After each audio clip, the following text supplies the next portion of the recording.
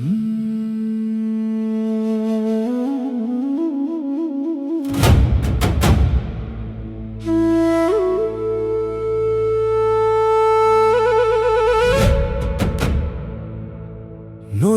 উৎপত্তি পাহাড়ে, শেষ তার সাগরে,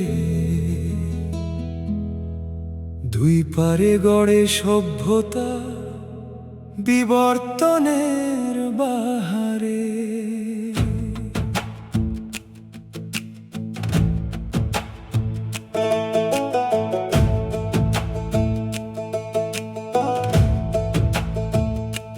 দুর্যোগ যখন আসে হঠাৎ, ধ্বংস নামে ঘোর অন্ধকারে, প্রকৃতির কাছে মানুষ হারে, তবুও মানুষ আবার গড়ে।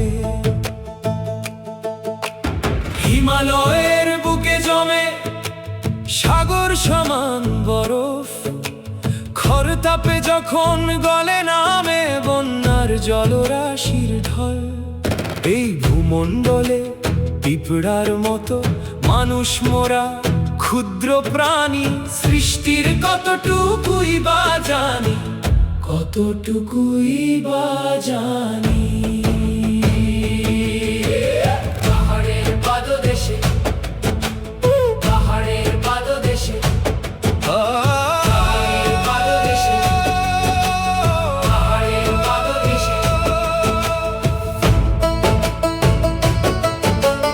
পাহাড়ের পাদদেশে, লেকের ধারে, নদী সমুদ্রের কূলে, ঘর বানিয়ে বসতি গড়ি, প্রকৃতির নিয়ম ভুলে।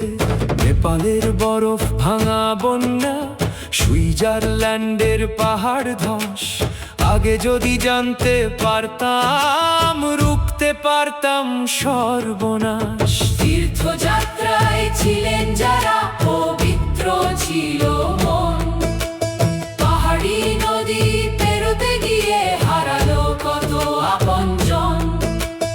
একটু আগে যদি জানা যেত কোথায় বিপদের ছায়া, কত প্রাণ আজ ফিরত ঘরে, কত চোখে থাকতো মায়া।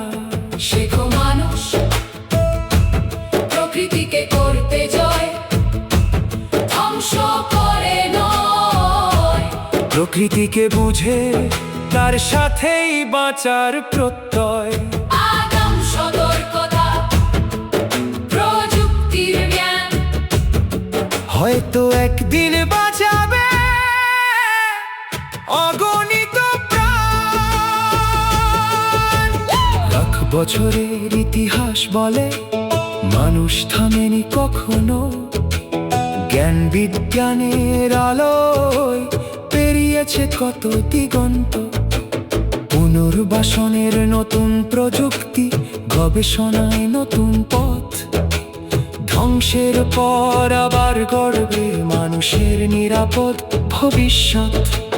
নেপালের এই দুর্যোগে রইল গভীর সমবেদনা, যারা হারিয়েছে প্রাণ তাদের স্মৃতি থাকুক চির অম্লান। মানুষ হারে প্রকৃতির কাছে, তবু হাল ছাড়ে না।